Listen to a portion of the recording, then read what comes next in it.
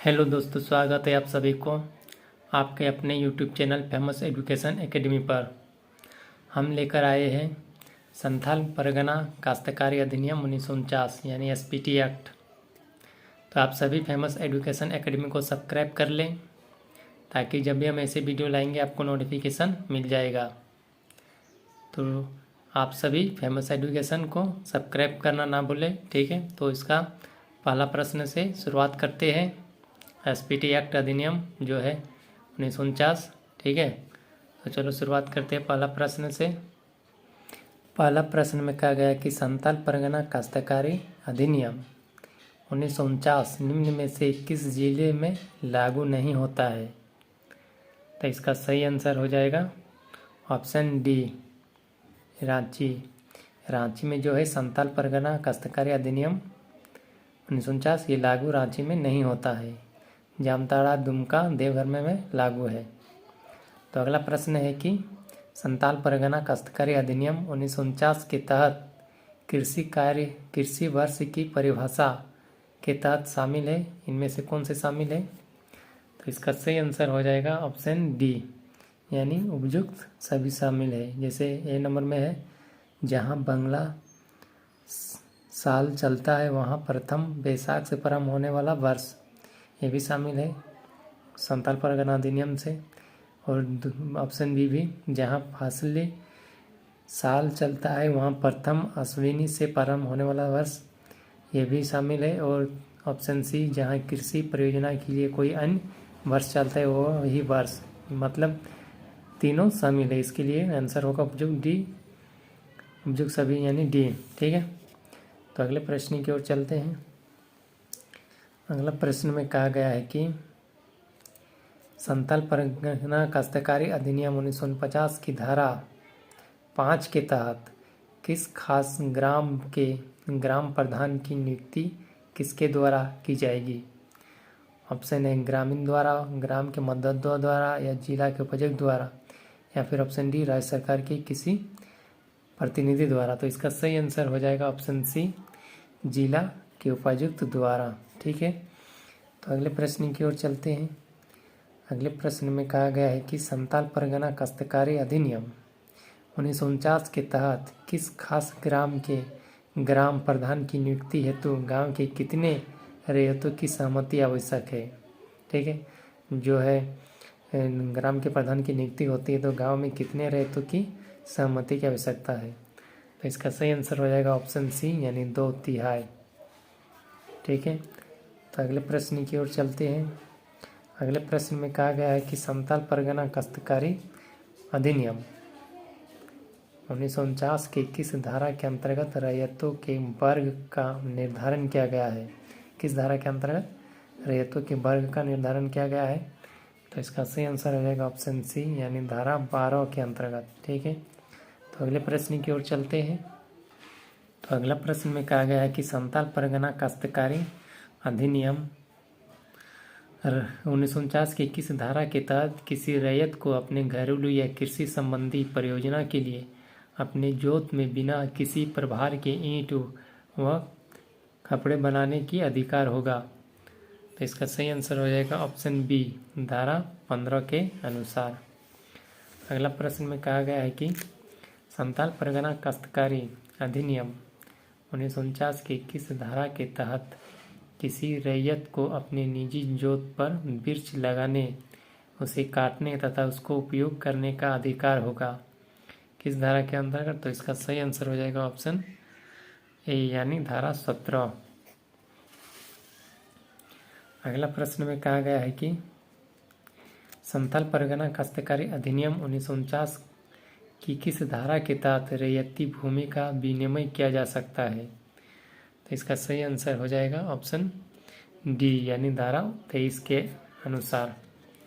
अगले प्रश्न की ओर चलते ही अगला प्रश्न में कहा गया है कि संथाल परगना काश्तकारी अधिनियम 1949 की किस धारा के तहत किसी बंजर भूमि की बंदोबस्ती पट्टे के जरिए किए जाने का प्रावधान किया गया है। तो इसका सही आंसर हो जाएगा ऑप्शन डी, यानी धारा 27। अगले प्रश्न की ओर चलते हैं। अगले प्रश्न में कहा गया है कि संथाल परगना काश्तकारी अधिनियम 1949 की किस धारा 33 के तहत कितने वर्ष के बंदोबस्त बंजर भूमि के आबाद नहीं किए जाने पर बंदोबस्त रद्द की जा सकती है। धारा 33 की जो है तहत कितने वर्ष के बंदोबस्त बंजर भूमि नहीं किए जाने पर उसकी जमीन जो है रद्द की जा सकती है। तो इसका सही आंसर हो जाएगा ऑप्शन बी यानी 5 वर्ष। ठीक है, तो अगले प्रश्न की ओर चलते हैं। तो अगला प्रश्न में कहा गया है कि संथाल परगना काश्तकारी अधिनियम 1949 के किस धारा के तहत किसी पहाड़िया गांव में बंजर भूमि या खाली जोत की बंदोबस्ती किस गैर पहाड़िया व्यक्ति के साथ नहीं की जा सकता है। तो इसका सही आंसर हो जाएगा ऑप्शन डी यानी धारा 41। अगले प्रश्न में कहा गया है कि एसपीटी एक्ट यानी संथाल परगना एक्ट की किस धारा की परिभाषाओं का उल्लेख है। तो इसका सही आंसर हो जाएगा ऑप्शन सी यानी धारा 4। अगला प्रश्न में कहा गया है कि ऐसा व्यक्ति जो आदिवासी या अर्ध आदिवासी जनजाति या जाति से है तथा जो समय समय पर राज्य सरकार द्वारा अधिसूचित किया जाए एसपीटी एक्ट की धारा 4 की किस अनुसूची के तहत उल्लेखित है। तो इसका सही आंसर हो जाएगा ऑप्शन बी यानी अनुसूची ख। ठीक है, तो अगले प्रश्न की ओर चलते हैं। अगले प्रश्न में कहा गया है कि किसी खास ग्राम का तात्पर्य क्या है। तो इसका सही आंसर हो जाएगा ऑप्शन सी यानी उपयुक्त दोनों, ना तो मूल रहित हो और ना ही उस समय के लिए कोई ग्राम प्रमुख हो, ये दोनों सही होगा। ठीक है, तो अगले प्रश्न की ओर चलते हैं। अगले प्रश्न में कहा गया है कि ग्राम प्रमुख और मूल रैयत का उल्लेख एसपीटी एक्ट के किस अध्याय में है। तो इसका सही आंसर हो जाएगा ऑप्शन बी यानी अध्याय 2। ठीक है, अगले प्रश्न की ओर चलते हैं। अगले प्रश्न में कहा गया है कि खाली जोत इनमें से क्या है। तो इसका सही आंसर हो जाएगा ऑप्शन सी यानी उपयुक्त दोनों, परित्यक्ता का जोत या फिर ऐसी जोत जिसका रैयत बिना उत्तराधिकारी छोड़े मर गया हो। ठीक है, तो अगले प्रश्न की ओर चलते हैं। अगले प्रश्न में कहा गया है यदि किसी ग्राम के खास नहीं है कि ग्राम प्रधान मर जाए तो ग्राम की जमींदार इस घटना की कितने माह के भीतर नए ग्राम प्रधान की नियुक्ति उपायुक्त को आवेदन देगा। इसका सही आंसर रहेगा ऑप्शन बी यानी 3 माह। तो अगले प्रश्न की ओर चलते हैं। तो अगले प्रश्न में कहा गया है कि निम्न में से कौन सा असत्य है। ठीक है, कौन सा असत्य है इसमें। तो इसका सही आंसर हो जाएगा ऑप्शन डी, ये असत्य है नहीं, यानी धारा 10 किसी जमीन की मूल रहती का जोत समझा नहीं जाएगा, ये गलत है। जबकि ये सभी सही है। धारा 7 में ग्राम प्रधान द्वारा कबूलियत का लिखा जाना और जमानत देना। ठीक है, धारा 8 के अंतर्गत जमींदार द्वारा नए व्यक्ति ग्राम प्रधान की जमीन जमाबंदी एवं खेवट खतियान की प्रतियां दिया जाना। और ऑप्शन सी धारा 9 ग्राम प्रधान की किसी प्रकार की पर्दापरण का अधिकार नहीं होगा, ये सभी सही है तीनों, जबकि डी गलत है। अगला प्रश्न में कहा गया है कि एसपीटी एक्ट के अध्याय 3 के संदर्भ में निम्न में से कथन सत्य है। इसका सही आंसर हो जाएगा ऑप्शन डी, उपयुक्त सभी सत्य है। ऑप्शन ए धारा 12 में रैयतों के 3 वर्गों का उल्लेख है, ये भी सही है। निवासी जमाबंदी रैयत और गैर निवासी जमाबंदी रैयत तथा नए रैयत। ऑप्शन बी धारा 13 रैयत की भूमि के उपयोग संबंधी अधिकार। ऑप्शन सी धारा 15 ईंट और कपड़े बनाने की रैयत का अधिकार, ये सभी सही है। अगले प्रश्न की ओर चलते हैं।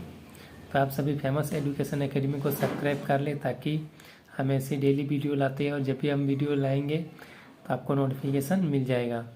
और वीडियो अच्छी लगी तो लाइक करें, कमेंट करें ज़रूर से ज़रूर।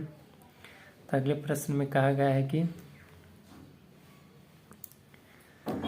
धारा 17 में अपनी निजी जोत के बिरछू का पर रैयत के अधिकार के संदर्भ में निम्न में से कथन सत्य है। तो इसका सही आंसर हो जाएगा ऑप्शन डी, यानी उपयुक्त सभी सही है। रैयत को अपनी जोत में स्थित किन्हीं वृक्षों या बांस के फूल, फल तथा उत्पादनों का उपयोग के साथ ही बिना शुल्क केला उपजाने या रेशम कीट पालन का अधिकार होगा, ये भी सही है। ऑप्शन बी, रैयत अपनी जोत की किसी भूमि पर वृक्ष, उद्यान एवं बांस लगा सकता है, उन्हें काट कर गिरा सकता है तथा उसका उपयोग कर सकता है, यह भी सही है।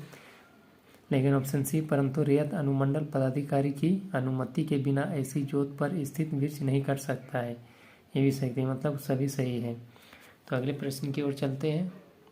तो अगले प्रश्न में कहा गया है कि जोत का विभाजन तथा लगान का वितरण का एसपीटी एक्ट किस धारा में उल्लेख है? तो इसका सही आंसर हो जाएगा ऑप्शन ए, धारा 19।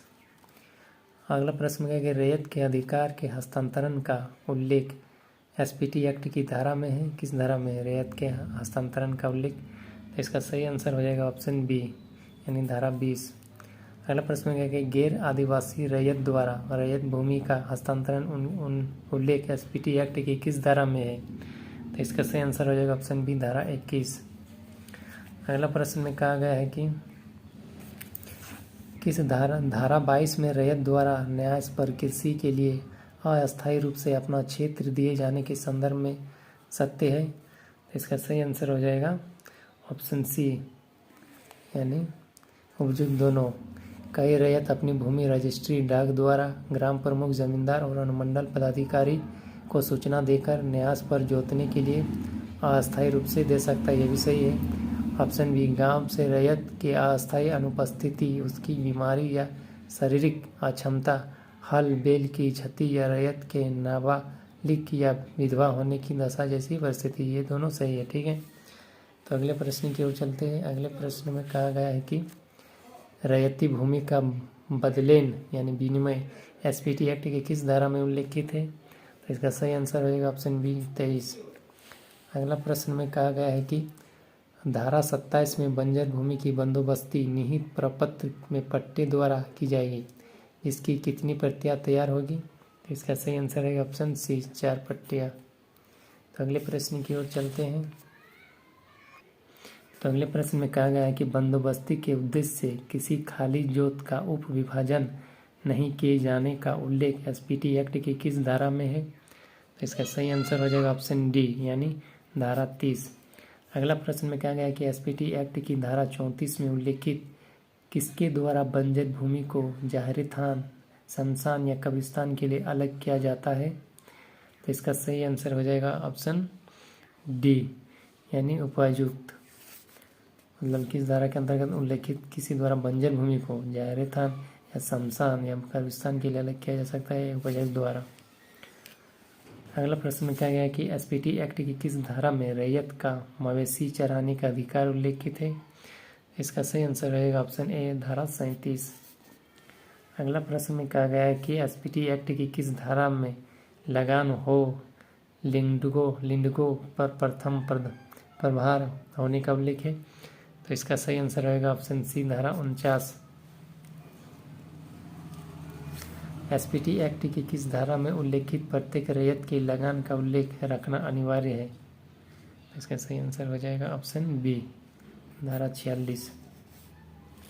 अगला प्रश्न में कहा गया है कि एसपीटी एक्ट की किस धारा 48 में उल्लेखित रसीदों एवं लेखों का प्रपत्र डैश द्वारा तैयार कराया जाएगा? तो इनमें सभी के कार्यालय डैश कार्यालय में रखा जाएगा। तो इसका सही आंसर हो जाएगा ऑप्शन बी, यानी राज्य सरकार और अनुमंडल। मतलब एसपीटी एक्ट की धारा 48 में उल्लेखित रसीद एवं लेखों का प्रपत्र अनुमंडल पदाधिकारी के द्वारा तैयार किया जाएगा और इसे सभी उपायुक्त कार्यालय में रखा जाएगा, ठीक है। अनुमंडल कार्यालय में ऑप्शन बी आंसर है, अनुमंडल कार्यालय। ये नहीं अनुमंडल राज्य सरकार द्वारा एसपीटी एक्ट की धारा 48 में उल्लेखित रसीदों के उल्लेख प्रपत्र के राज्य सरकार द्वारा तैयार किया जाएगा और सभी कार्यालय अनुमंडल कार्यालय में रखा जाएगा, ठीक है।